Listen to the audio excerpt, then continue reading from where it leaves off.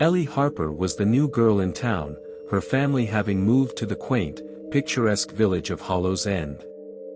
The village was known for its lush forests, winding cobblestone streets, and an air of mystique that clung to every old building.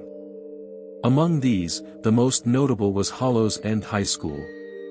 A Gothic structure, it loomed over the town, its spires piercing the sky, casting long shadows over the surrounding area. On her first day, Ellie felt the weight of the school's history pressing down on her. The hallways were lined with old photographs of past classes, their eyes seeming to follow her every move. The whispers started as soon as she entered the building, faint at first but growing louder as the day progressed. They seemed to come from the walls themselves, a constant, unnerving murmur that set her on edge. In her first class, Ellie was seated next to a girl named Lily. Lily was friendly, with a bright smile and a seemingly endless supply of school gossip. She quickly filled Ellie in on the school's dark past. "They say the school is haunted," Lily whispered during a particularly boring lecture. "There's a legend about a student who disappeared years ago. Her name was Emily Rose. They say she still roams the halls, searching for a way out." Ellie laughed it off, but the unease lingered. As the days turned into weeks, she couldn't shake the feeling that she was being watched. Strange things started happening, her belongings would go missing and then reappear in odd places, and she often felt a cold breath on the back of her neck. Determined to get to the bottom of the mystery, Ellie began investigating Emily Rose. She scoured the library for any information she could find. In an old yearbook, she found Emily's photograph, her eyes wide and fearful, a stark contrast to the smiling faces around her. According to the yearbook, Emily had been an excellent student, involved in numerous clubs and activities. But one day, she simply vanished without a trace. Ellie's curiosity grew into an obsession. She spent hours in the library, going through old newspapers and records. She discovered that Emily had been working on a secret project before she disappeared. Her notes, found in a hidden compartment of her locker, were filled with cryptic symbols and references to an old, abandoned part of the school, the West Wing, which had been closed off for decades due to structural issues. One evening, as the sun dipped below the horizon, Ellie decided to explore the West Wing. She convinced Lily and a few other friends, Jake, a star athlete with a protective streak, and Sophie, a quiet girl with a knack for solving puzzles, to join her. Armed with flashlights and a map Ellie had pieced together from Emily's notes, they ventured into the forbidden area. The West Wing was a labyrinth of dark corridors and dusty classrooms. The air was thick with decay, and every step echoed ominously. They followed the map to a room at the end of a long hallway. The door was locked, but Jake managed to force it open. Inside, they found an old, ornate mirror covered in a thick layer of dust. Inscribed around the mirror's frame were the same symbols from Emily's notes. As they cleaned the dust off the mirror, a chill filled the room. The surface of the mirror began to ripple, and an image appeared. It was Emily, looking exactly as she did in the yearbook photo. She seemed to be trapped behind the glass, her eyes pleading for help. Ellie reached out, and as her fingers touched the mirror, she was pulled in. The others tried to grab her, but it was too late. Ellie found herself in a distorted version of the school, a dark, twisted place filled with shadowy figures and eerie whispers. Emily was there, too, but she was different. Her eyes were filled with despair, and her body seemed to fade in and out of existence. Emily explained that the mirror was a portal to a parallel world, a place where lost souls were trapped. She had been experimenting with ancient rituals to uncover hidden truths, but something had gone horribly wrong. She had been pulled into this world, unable to escape. Ellie promised to help her, but they were running out of time. The shadows were closing in, their whispers growing louder and more menacing.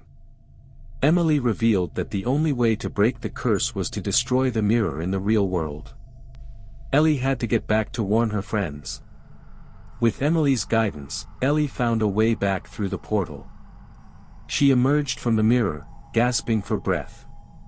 Her friends, relieved and terrified, listened as she explained what needed to be done. Determined to end the curse, they gathered tools to destroy the mirror. But as they prepared to shatter it, the shadows began to seep out, taking on ghastly forms. The room grew colder, and the whispers turned into anguished screams. The shadows lunged at them, trying to stop them from breaking the mirror.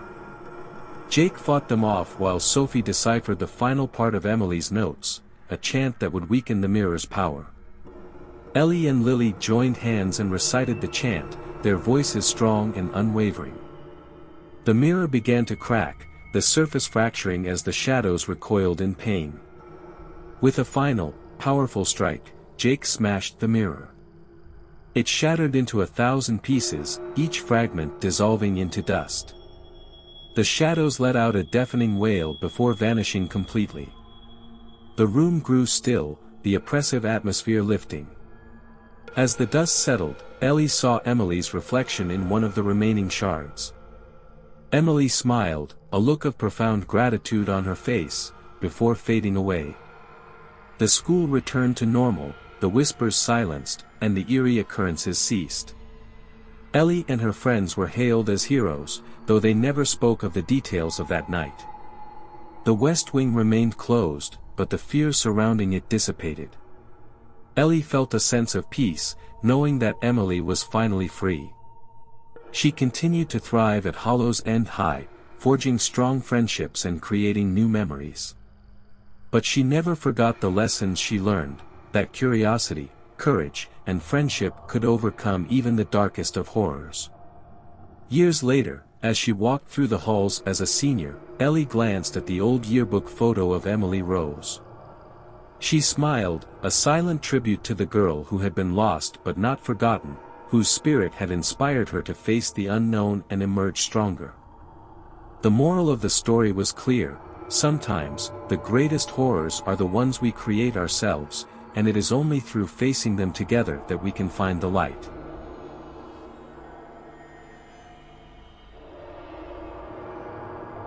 Crescent High School was an old Gothic building, constructed in the late 19th century.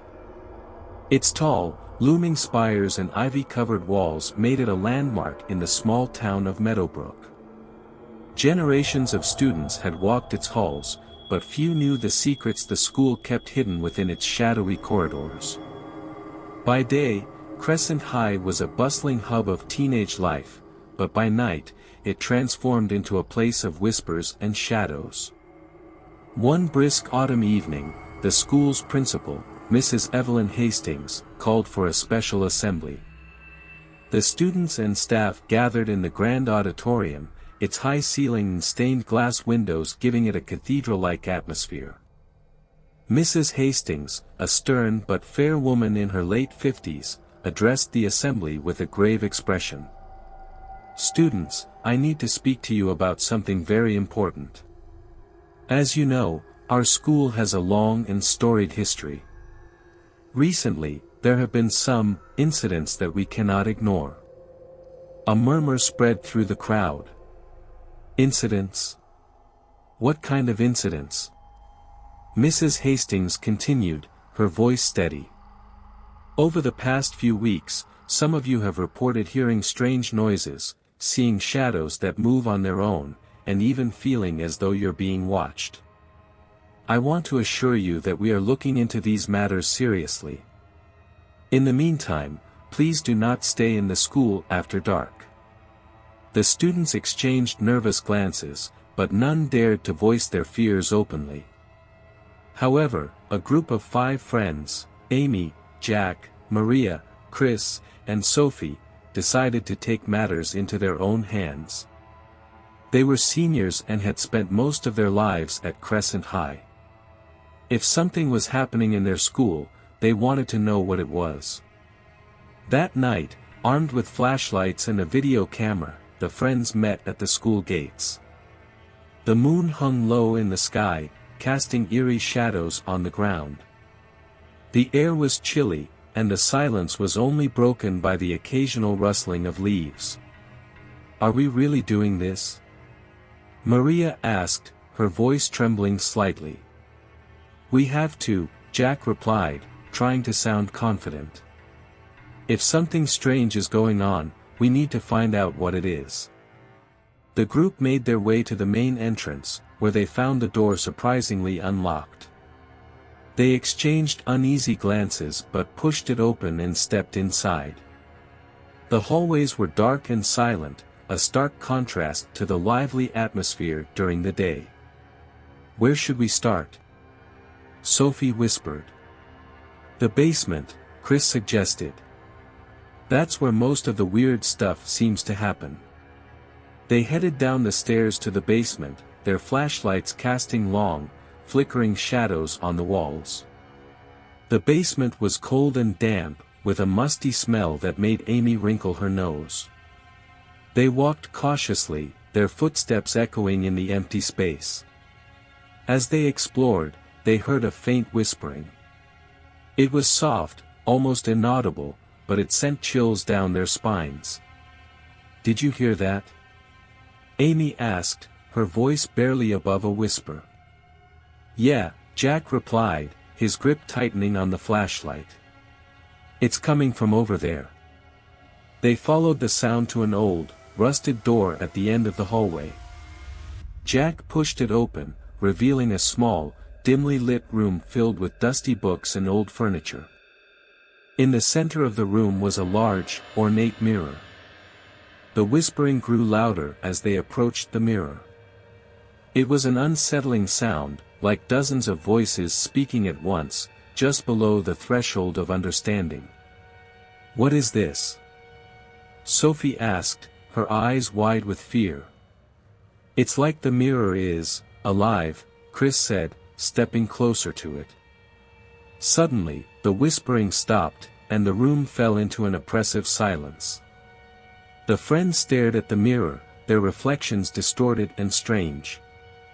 Then, without warning, the mirror shattered, sending shards of glass flying through the air. "Run!" Jack shouted, pulling Amy away from the shards. They dashed out of the room and back up the stairs, their hearts pounding. When they reached the main hallway, they stopped to catch their breath. "What was that?" Maria asked, her voice shaking. "I don't know, but we need to get out of here," Jack said, his face pale. They hurried towards the exit, but the doors slammed shut before they could reach them. The whispering returned, louder and more insistent this time. "We're trapped!" Sophie cried. Desperation set in as they tried to find another way out. They ran through the hallways, but every door they tried was locked. The whispering followed them, growing louder and more menacing. Finally, they reached the library. It was a large, cavernous room filled with rows of ancient books and heavy wooden tables. The whispering seemed to fade as they entered, replaced by an almost serene silence. "Maybe we can find something here," Chris suggested. "Something that can help us." They spread out, searching through the old books for any clue. Amy found a dusty, leather-bound volume that seemed promising. It was a history of Crescent High, detailing its construction and early years. "Listen to this," Amy said, reading aloud. "In the early 1900s, the school's headmaster, a man named Henry Blackwood, was accused of practicing dark magic. He was dismissed, but before he left, he swore vengeance on the school and its students. Strange occurrences have been reported ever since. Do you think that's what's happening?" Maria asked. "Some kind of curse?" "It's possible," Amy replied. "But there has to be a way to stop it." As they continued to search, Jack found an old photograph tucked inside a book. It showed a group of students standing in front of the school, their faces solemn. In the background, a shadowy figure stood by the entrance, barely visible. "Look at this," Jack said, showing the others. "Do you see that figure? It's the same place where we came in." "That's creepy," Sophie said, shuddering. "Do you think it's the headmaster?" "Maybe," Jack replied. "But why is he still here?" They pondered this question, their fear mounting. Suddenly, the library door creaked open, and the whispering returned, louder than ever. The friends backed away, their flashlights trembling in their hands. "We need to leave, now," Chris urged. They made their way to the back of the library, where they found a hidden staircase leading to the attic. It was their last hope. They climbed the stairs quickly, hoping to find a way out. The attic was dark and filled with old furniture and boxes. As they searched for an exit, they heard the whispering again, this time accompanied by a cold breeze that seemed to come from nowhere. "There has to be a way out," Jack said, frantically looking around. Then, they saw it, a small window, just big enough for them to squeeze through. They rushed towards it, but as they did, the whispering grew louder, almost deafening. "Go, go, go!" Jack shouted, helping Amy climb through the window. One by one, they climbed out, dropping to the ground below. They ran away from the school, not stopping until they were far from its ominous walls. When they finally stopped to catch their breath, they turned to look back at Crescent High. The building loomed in the darkness, silent and foreboding. "We need to tell someone about this," Amy said, her voice shaking. But as they made their way back to town, they knew that convincing anyone of what they had experienced would be difficult. The whispering walls of Crescent High had shown them its darkest secrets, and the memory of that night would haunt them forever. In the days that followed, the friends tried to resume their normal lives, but the experience had changed them. They couldn't shake the feeling that they were still being watched, that the whispers were still following them. And as the days turned into weeks, they realized that the curse of Crescent High wasn't something that could be easily escaped. The school remained open, its halls filled with students who were unaware of the dark presence lurking within its walls. And as new generations of students came and went, the whispers continued, a chilling reminder of the old headmaster's curse. One night, months after their harrowing experience, the friends gathered at Amy's house. They had become closer than ever, bound by the shared terror of that night. They talked about their future, trying to focus on the positive, but the conversation inevitably turned to Crescent High. "Do you think it will ever stop?" Maria asked, her voice barely above a whisper. "I don't know," Jack replied. "But we can't let it control our lives. We have to move on." They nodded in agreement, but deep down, they knew that the shadows of Crescent High would always be with them.